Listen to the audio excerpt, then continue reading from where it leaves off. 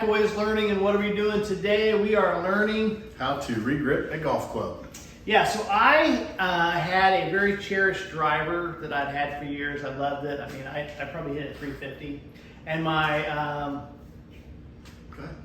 probably 350. Yeah. And my son-in-law, future son-in-law, Pat Noble, snapped it right at the hosel. So I went out and I tried to replicate the very expensive driver, and I think I bought this one for $45. Okay. It's very nice. King Cobra, but the grip was a little worn. So Tim Johnson, good buddy of mine, knows I've re-gripped golf clubs in the past, but he does on a regular basis. So I got him to agree to show us how to re-grip a golf club. So what all do we need to re-grip a golf club? Pretty simple process. You need a vise. Got one? With the vise, you need a clamp, a on-purpose golf club clamp. And that's for graphite. You only really need that for graphite, right? Oh no, you need it for everything. I mean, okay. If you put any kind of golf shaft in there and try to tighten it, you're going to bend it. You don't want to do that. That's so probably this what I had spreads the load around and it won't. Okay, so you need that. So you need that. You need double-sided tape. Just masking tape is all it is. Okay. You need a solvent. This is paint thinner, mineral spirits. Probably not the most healthy to use, but it's what I had in the garage. Well, we grew up in Kansas, so we're probably all right. I mean, I've already lost my hair. What else is going to happen? Well, you never know. So then you need a utility knife to scrape off the adhesive on the club, and then some gloves when you're dealing with this stuff. So and I got this at a shop, but I got a new grip to put on there. Yeah, that's Is good. there a better place to get grips? you could probably get them cheaper online, especially if you buy them in bulk. You know, like if you're going to regrip 10, 12 clubs or whatever. It's probably cheaper to do that. Just like you can buy like this. Usually you'll get a kit with the grip, the clamp, the tape, and maybe the solvent all in one. It's probably a cheaper way to do it. You can shop online for that. Used to use golfsmith.com, but I don't think they do that stuff anymore. It's been a while. So. Okay, and what are the steps? Steps are real You got simple. all the tools. What are the steps? So the first thing you do is you take your knife and you just basically cut this down the middle. Yep. And try to peel that off. Yep. Sometimes they come off real easy. Sometimes it's kind of a nightmare. You got to be careful with graphite because if you cut into that, you can risk damaging it and might cause some problems. So basically, you strip that off, then you clean carefully With the knife as well? With the knife, or maybe throw a little mineral spirits in there. Like with the rag? Yeah, if it's stubborn. Most of the time, I just scrape it off. It doesn't have to be perfect. And then you just go back on with the double-sided tape. You put it in the clamp, you saturate it with the mineral spirits, and then the new grip slides right on it. Then the mineral spirits evaporate, and then you're sticky. So within about an hour. The tape sticky? Mm-hmm. Yep. So within an hour, you can probably go play. Some people say 24 hours, but the stuff, works pretty good. Well, I got a big tournament this weekend, is why I'm re-gripping it right now. We're gonna have you fixed. Okay. Okay, so to remove the grip, basically you just take your knife in there. You want to be careful and not scuff up the graphite. So you just kind of come in off to the side and just try to run that down and get that to where you just kind of slice it all the way down. And then the hope is that we can just peel it right off. Okay. So what we'll do now is we'll just kind of start this and just see. So see, the older ones tend to crumble off, and so that gets a little trickier. But the idea is you just keep going. And so I may not have gotten deep enough, so I'm gonna be a little more aggressive. And just get in there. So now that I've cut, so now you can see I've gotten down to the tape. And so the idea is you just kind of work it through. They're generally not too sticky. Sometimes you're pushing it off, or you're just I'm pulling. I'm just pulling it, and it's just coming right off. That's a good one. Or an old one. Sometimes they just crumble. Yeah, or a sucky one, because mine didn't feel that great. Yeah, so there you go. So that's off. Yep. So now you can, so now you can see you got tape here. It's not really that sticky. Right. So we're not gonna try to reuse that. Now, some people might just put another piece over this one, but we'll just keep it, right stock. So what I'm gonna do is try to take this tape off.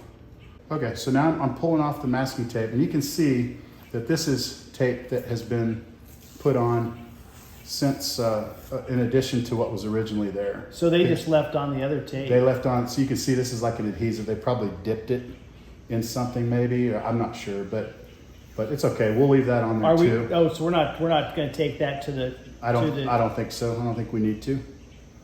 Now, do you need to use more tape since this is like a thicker grip, or does it matter? No, I think they make the grips, you know, on purpose. So what you want to do is get all this off, ideally. Otherwise, it's going to maybe the grip's even going to be thicker. I got you. Well, that's fine. But I think we're going to be okay.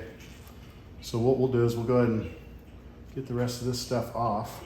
Okay, so what I'm doing now is we're going to go ahead and take some of this tape off. And I'm just going very careful. I'm trying not to carve into the graphite itself. I'm just trying to take the tape off. And it's a labor process, but you just get a sharp knife and just take your time. And just kind of do it like that, and you can kind of get it pretty clean. Okay, so we're gonna go ahead and put it in a vise now. Just gonna get this opened up.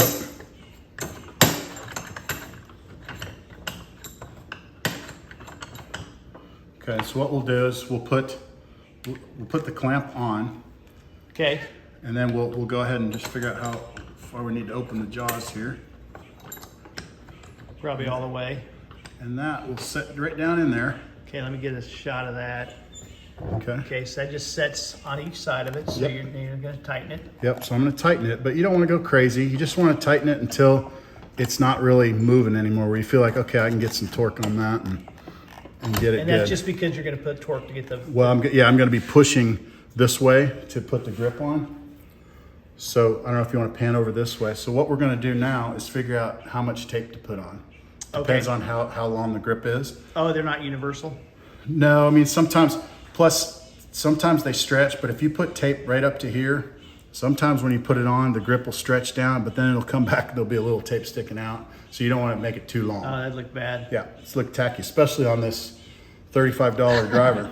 I think I paid $45 for this one that's because I had to right. replace the $35 driver. So you can see here what I'm doing is I'm just going to say that I'm going to leave that tape about an inch, half inch short, somewhere in there. Okay. Okay, so I just kind of marked it with my eye. So now I'm going to take the double-sided tape. Well, we've got a marker if you want to spin. Oh, you no. know. No, I'm just we're going to good. eyeball it. I like it. So now what we do is we just do that, and you come around the top.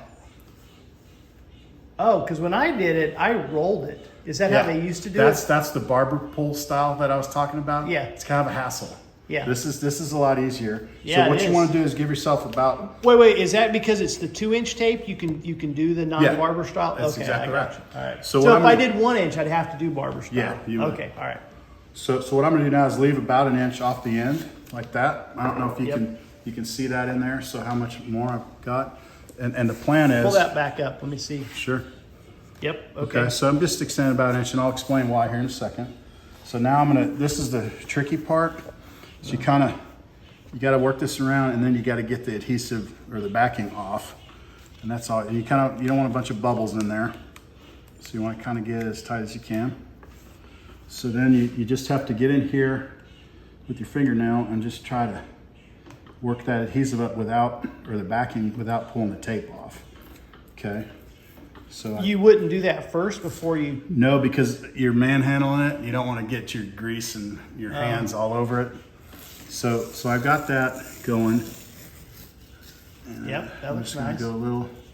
So now I got the rest of it on this side. So you just gotta be patient. You do it a few times, you'll screw a little bit up, and then you figure it out. Yeah. So they say now, tape's probably pretty cheap. Yeah, tape it. You just do it. yeah. So now I'm just kind of making sure that it's there. So now here's the part where I was talking about on the end. Yeah. What you do here. You come down there. Now and you get it. just twist it and kind of put it down inside. And what that does, it prevents a little barrier from moisture getting in there if you're ever playing in the rain or whatever. Oh, because there is a hole in the end Yeah. of Yeah. the. Yeah, but that's to let the pressure out when you push the grip on. Oh. So okay, so now we have the club in the vise. We've got the tape on. So what I'm going to do now is just make sure that the head is aligned. So you can spin it, and you just want to make sure that it's like up and down. So when you put the grip on, it's all aligned with the words, etc. So like this one, you've got words on the top.